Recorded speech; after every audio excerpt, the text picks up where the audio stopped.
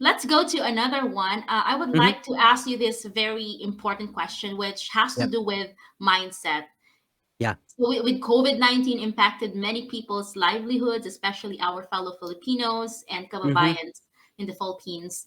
My question is how to escape from a poverty mentality mindset in this time of COVID?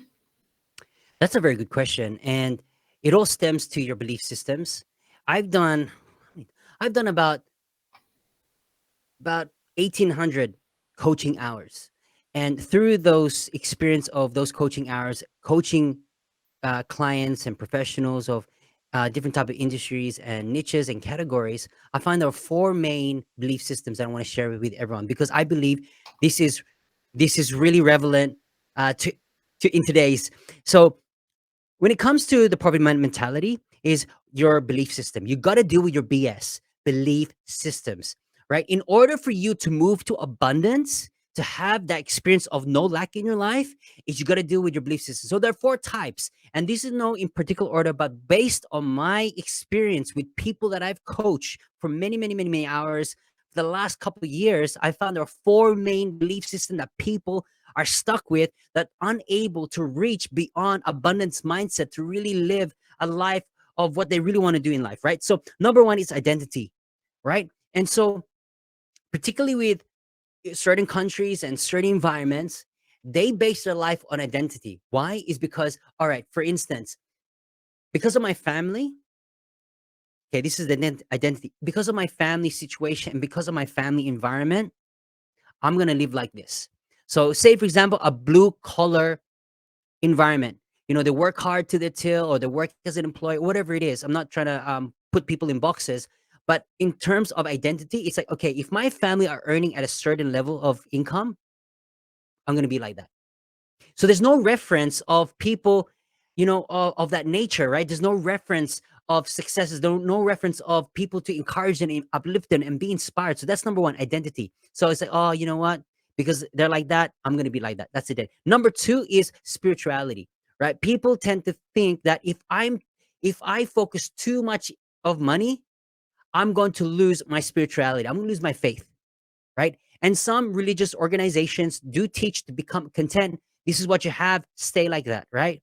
And I'm not bagging out any religious organizations, but there are certain teaching that people tend to think, that if you focus too much on money, right, you will lose your faith, you will lose your spirituality, right? In fact, that's not the case, right? And I know people might think, oh, Jez, but your money's the root of evil. No, I'm not talking about that. All I'm talking about is the people, how they run their system about what money is. So spirituality, so they live in life content, but they know they're suffering, right? They can't improve their financial status and the financial well-being. They can't even look after their family because of the spiritual aspect, right? That's number two. Number three is all about, you know, a belief system of, people are rich and bad people, right?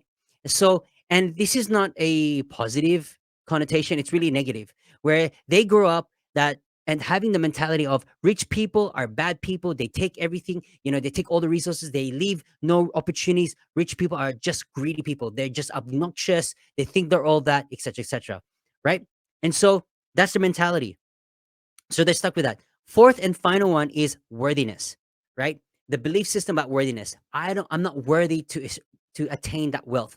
I'm not worthy enough. I don't deserve that type of wealth anyways because I'll probably lose it, right? That worthiness. I'm not worthy. I'm not worth it, right? And that's the fourth belief system. Now, this is the kicker, and I want to really pay attention to this because this is really going to change your life. It changed my life as well. In order for you to shift from abundance, is you got to deal with BS. But this is what happens in our life. Our subconscious mind always protects us, right? It always protects us. And so if we wanted to do something good, we want to do something great, we want to be successful in life, whatever success means to you, our subconscious mind will always protect us, not until we deal with it and change our belief systems. It's like this.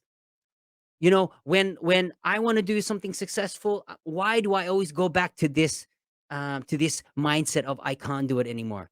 Is because your belief system about rich people, right, are because you've got a mindset about what rich people is. Your subconscious mind is telling, hey, Do not become like a rich people, because you're going to become greedy. You're going to become this and that. So every time you want to step forward, your belief and your mindset's pulling you back, because your subconscious mind is attached to that belief system. But when you change and say, you know what, I'm changing a new belief system. From now on, I'm going to change my consciousness. I'm not going to do that. I'm going to turn and change my words of about what abundance, or, what money means to me. And when you change the words and you change that belief, then you're one step forward in abundance. So belief system. So that's how you deal with poverty mindset, right? People tend to think it's all about mindset, but it's really about mindset and execution. It's about taking action. And so action is really the key to get out of poverty, right? It's not about mindset, and you do nothing about it. You deal with your belief system, number one. Number two is you make a plan on how you can get out of that poverty. And number three is take action, right? It's all about becoming a champion by taking responsibility. And that's how you're going to get over this poverty mindset. And you can do this. And I know you can. Yes,